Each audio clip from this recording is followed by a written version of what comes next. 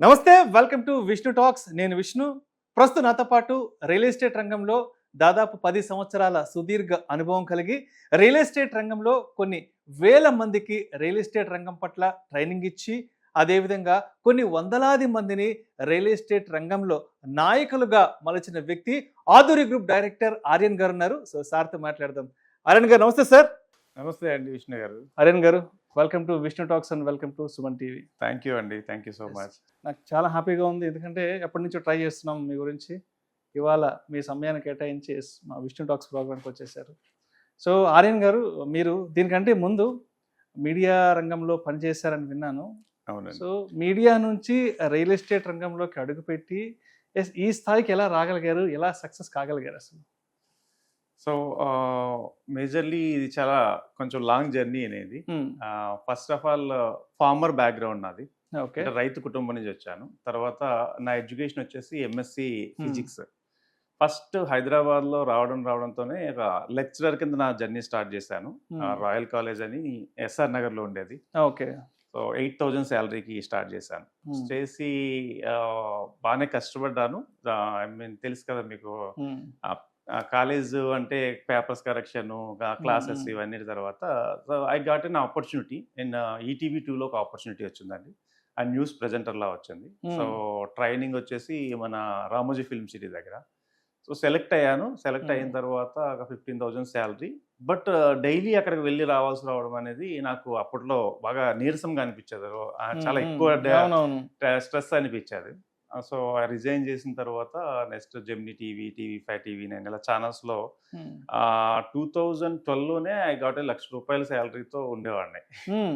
So even though ఆ టైంలో ఏమనిపించిందంటే dreams పెద్దయి, లైఫ్లో బాగా సక్సెస్ అవ్వాలనే తపంతో రిజైన్ చేసేసాను. లాస్ట్ స్టూడియో లో రిజైన్ చేసి ఓన్గా బిజినెస్ స్టార్ట్ చేశాను.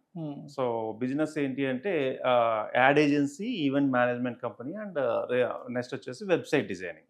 ఓకే. సో ఇందులో స్టార్ట్ చేసి బాగానే సక్సెస్ అయ్యాను. ద బెస్ట్ కంపెనీస్కి నేను వర్కౌట్ చేశాను. అమెజాన్ కానీ, జిఎంఆర్ కానీ, హుండై, వీళ్ళందరికీ ఈవెంట్స్ సర్వ్ చేశాను. సో బిజినెస్లో ఒక రూల్ ఉంటుందండి, పడడం లేవడం. అంటే ప్రాఫిట్ అండ్ లాస్ లేని బిజినెస్ ఏది లేదు. P&L స్టేట్మెంట్ లేని బిజినెస్ అయితే ఎక్కడ ఉండదు ప్రపంచం మొత్తం మీద. అది నేను బిజినెస్ స్టార్ట్ చేసినప్పుడు తెలియదు, ప్రాఫిటే ఉండదు అనుకున్నా. లాస్ రావడం స్టార్ట్ అయింది. నా దగ్గర ఒక 20 మెంబర్స్ వరకు ఎంప్లాయీస్ ఉండేవాళ్ళు. వాళ్ళకి salaries, rents and power bill ఇవన్నీ ఒక్కసారిగా నెమ్మదిగా మీద పడుతూ వచ్చాయి. వన్ ఫైన్ డే ఎంత P&L స్టేట్మెంట్ చూస్తే 30 lakhs లాస్లో ఉన్నాను. 30 lakhs లాస్లో ఉంటే ఏదోలా నడిపించేద్దామని చెప్పి కొంచెం ముందుకి ఇంకొక 5-6 నెలలు చేసేసరికి 40 lakhs అయింది. దీన్ని ఇక్కడ ఫుల్ స్టాప్ పెట్టలేకపోతున్నామని చెప్పేసి వేరే ఏదైనా బిజినెస్ చేసి దీనికి సపోర్టింగ్ చేసుకుందామని చెప్పేసి ఆర్గానిక్ స్టోర్ ఒకటి స్టార్ట్ చేశాను కుకట్పల్లిలో. అది అప్పట్లో ధైర్యం ఏంటో తెలియదు కానీ ఒక 20 లక్షలు అప్పు చేసి మరీ పెట్టా. 40 + 20 60 అయిపోయింది. బిలీవ్ మీ అన్న 3 రూపీస్ వడ్డీకి తీసుకొచ్చి ఎలా అయినా మెయింటైన్ చేద్దాం, దీన్ని దాన్ని చేసేద్దాం అనుకుని 60-65 lakhs అయిపోయింది.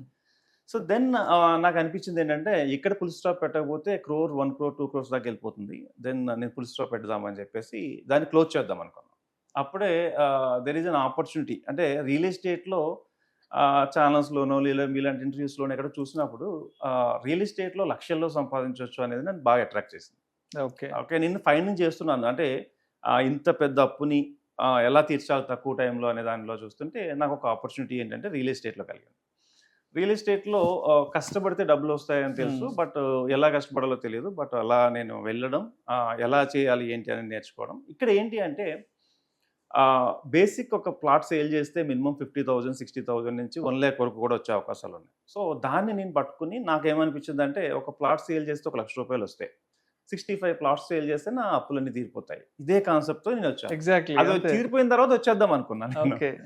సో స్టార్ట్ చేసిన తర్వాత బిలీవ్ మీ అన్నట్టు 16 hours నేను డైలీ వర్క్ చేసాను. కస్టమర్స్ ని అప్రోచ్ అవ్వడం, వాళ్ళని తీసుకెళ్ళడం, ఇదంతా చేయడం. సో ఒక ఫస్ట్ సేల్ ఒకటి స్టార్ట్ అయింది, ఫ్రెండ్ సర్కిల్ నుంచి స్టార్ట్ అయింది. సేల్ స్టార్ట్ అయిన తర్వాత నాకు మంచి అమౌంట్ వచ్చింది. గుడ్ అమౌంట్ వచ్చిన తర్వాత కాన్ఫిడెంట్ వచ్చింది. సో నెమ్మదిగా చేసుకుంటూ కస్టమర్స్ని మంచిగా ట్రీట్ చేసుకుంటూ, వాళ్ళ 11 o'clock ఫోన్ చేసినా నాకు NRI కస్టమర్లు ఉండేవాళ్ళు. వాళ్ళ టైమింగ్స్ మన టైం సెట్ అవ్వకపోయినా బట్ నేను బాగా వాళ్ళకి ఎక్స్ప్లెయిన్ చేయడంతో తక్కువ టైంలోనే ఎక్కువ రిఫరెన్సెస్ వచ్చింది. మీరు బిలీవ్ మీ ఆర్ నాట్ 7 monthsలో 65 lakhs అప్పుని తీర్చాను ఇదే రియల్ ఎస్టేట్లో. సో నాకు అనిపించింది ఏంటంటే మనము ఎంతో కష్టాలు పడి నిద్రలేని రాత్రులు గడిపి ఎలాంటి టెన్షన్లోంచి బయటకు వచ్చి సక్సెస్ అయ్యాం కదా, why don't we prepare more people? ఎందుకు వేరే వాళ్ళని మనం ఈ ఊబిల్లో చిక్కుకున్న వాళ్ళందరినీ ఎందుకు లాగలేం? ఈఎంఐలో చిక్కున్న వాళ్ళు ఉన్నారు, అప్పుల్లో చిక్కున్న వాళ్ళు ఉన్నారు, and at the same time ఎంతో కష్టపడతారు కానీ వాళ్ళ లైఫ్ ఎటు ఎదుగు బదుగు లేదు. వీళ్ళందరినీ ఎందుకు ట్రైన్ చేయకూడదని చెప్పేసి నేను ట్రైనింగ్స్ అంటే నేను ఎలా నేర్చుకున్నానో వాళ్ళకు కూడా ట్రైన్ చేయడం మొదలుపెట్టాను. సో అలా ట్రైన్ చేయగా ఇప్పుడు నా దగ్గర ఇంచుమించు 20,000+ మెంబర్స్ ట్రైన్ కంప్లీట్ అయినాయి. నిజంగా వేలల్లో ట్రైనింగ్స్ అవ్వడమే కాదు, 100లో చాలా మంది లీడర్స్ అయ్యారు. బిలీవ్ మీ అన్నట్టు వాళ్ళ మంచి పొజిషన్లో సెట్ అయ్యారు, ఈరోజు లక్షాధికారులు అయ్యారు. సో నాకు చాలా హ్యాపీగా అనిపిస్తుంది నేను సక్సెస్ అవ్వడము, నాతో పాటు ఇంతమందిని సక్సెస్ చేయడము. ఒక హౌస్ వైఫ్ను కూడా మేము బెస్ట్ అంటే వాళ్ళ అప్పటి వరకు సంపాదించడము లక్షల్లో సంపాదించవచ్చా అని తెలియని వాళ్ళకి కూడా లక్షల్లో సంపాదించడానికి స్కోప్ని కలిగించాం. చాలా మంది హౌస్ వైఫ్లు కూడా మా దగ్గర సెటిల్ అయ్యారు. నౌ ఐఎమ్ వెరీ హ్యాపీ అండి.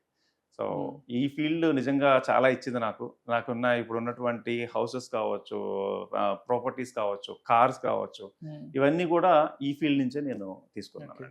అండ్ మీ ప్రొఫైల్ గురించి సెర్చ్ చేస్తున్నప్పుడు మీడియా నుంచి వచ్చిన మీరు ఇన్ని వేల మందికి రియల్ ఎస్టేట్ రంగం పట్ల ట్రైనింగ్ ఇచ్చారు, కొన్ని వందలాది మందిని రియల్ ఎస్టేట్ రంగంలో లీడర్స్గా తీర్చిదిద్దారు, అదేవిధంగా మోటివేషనల్ స్పీకర్గా ఉన్నారు, బిజినెస్ కోచ్గా ఉన్నారు కదా. ఎలా అంటే అంటే ఈ రంగానికి సంబంధించి ఇన్ని వర్టికల్స్లో ఎలా ఎక్స్పర్టైజ్ సాధించగలిగారు? సార్ బర్నింగ్ అన్ని నేర్పిస్తుందండి. అంటే లోపల ఎదగాలి అనే తపన ఏదైతే ఉందో అది బాగా నేర్పిస్తుంది. మనం పడ్డ అవమానాలు మనకు నేర్పిస్తూ ఉంటాయి. ఎగ్జాక్ట్లీ. చాలా మంది పిలిస్తే రానోళ్ళు కూడా ఈరోజు గెలిచిన తర్వాత నా దగ్గరికి వచ్చారు. అంటే నాకు అనిపించేది ఏంటి అంటే డబ్బు అనేది ఖచ్చితంగా అవసరం. మన ఫ్యామిలీని పోషించుకోవాలనుకున్నా, లేకపోతే మనకు దగ్గరున్న వాళ్ళందరినీ నెక్స్ట్ లెవెల్లో చూపించాలనుకున్నా, ఏదైనా సాధించాలనుకున్నా ప్రతి దానికి డబ్బుతో ముడిపడి ఉండాలి. ఈ డబ్బు లేకపోతే ప్రజెంట్ సమాజం ఎలా చూస్తుందంటే వాళ్ళని ఎంత టాలెంట్ ఉన్నా కూడా పనికిరాని వాళ్ళకని చూస్తుంది. సో నాకు అనిపించింది ఏంటంటే మనీ ఇంపార్టెన్స్ తెలిసిన తర్వాత దాని యొక్క ఎలా సాధించాలి అనే దాంట్లో చాలా రోజులు కష్టపడిన తర్వాత అనిపించింది ఏంటంటే దీనికి ఒకటే ఒక రూల్ ఉంది, మనీకి ఒకటే రూల్ ఉంది. ఏంటి అంటే పేషెన్స్ చాలా అవసరం. ఎంత ఓపిక్గా ఉండగలిగితే ఈ ఇండస్ట్రీలో పర్టికులర్గా మాకు అంత డబ్బులు ఓపిక్గా వస్తాయి. ఇంకోటి ట్రాన్స్పరెన్సీ చాలా ఇంపార్టెంట్. ఈ ఇండస్ట్రీలో ఏదో ఒకటి చెప్పి అమ్మేసామంటే నెక్స్ట్ నుంచి మనకు లైఫ్ ఉండదు. సో ఇక్కడ ట్రాన్స్పరెన్సీ అనేది చాలా చాలా ఇంపార్టెంట్. అది మేనేజ్ చేసుకుంటూ పేషెన్స్గా వాళ్ళకి కస్టమర్లకి కావాల్సిన ఆన్సర్స్ చేస్తూ, సో లీడర్స్కి సంబంధించిన వాళ్ళు ఎక్కడెక్కడ ల్యాగ్ అవుతున్నారో దాన్ని చూసి వాళ్ళని చేస్తూ ఇలా ముందుకు సాగుతుంది ప్రయాణం. రైట్. సో ఆర్యన్ గారు, గత 2-3 సంవత్సరాల నుంచి రియల్ ఎస్టేట్కి సంబంధించి రకరకాల వార్తలు, రకరకాల ఊహాగానాలు, రకరకాల స్పెక్యులేషన్స్ వింటున్నాము.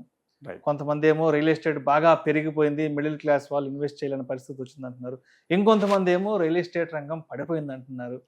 ఏది నిజం, ఏది అబద్ధం? ఎందుకు ఇలాంటి ఒక స్పెక్యులేషన్ని మార్కెట్లో క్రియేట్ చేసి జనాల్లోకి వదిలారు?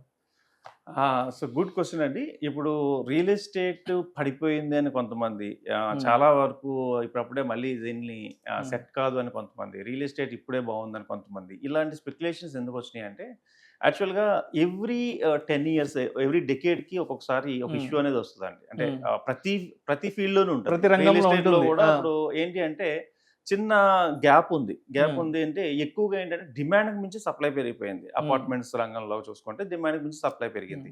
సో అయినా కూడా కొంటూనే ఉన్నారు. సో అలాంటప్పుడు ఏమవుతుందంటే ఆటోమేటిక్గా కొంచెం తక్కువ పడిపోయింది అనే వార్తలు రావడం కంపల్సరీ.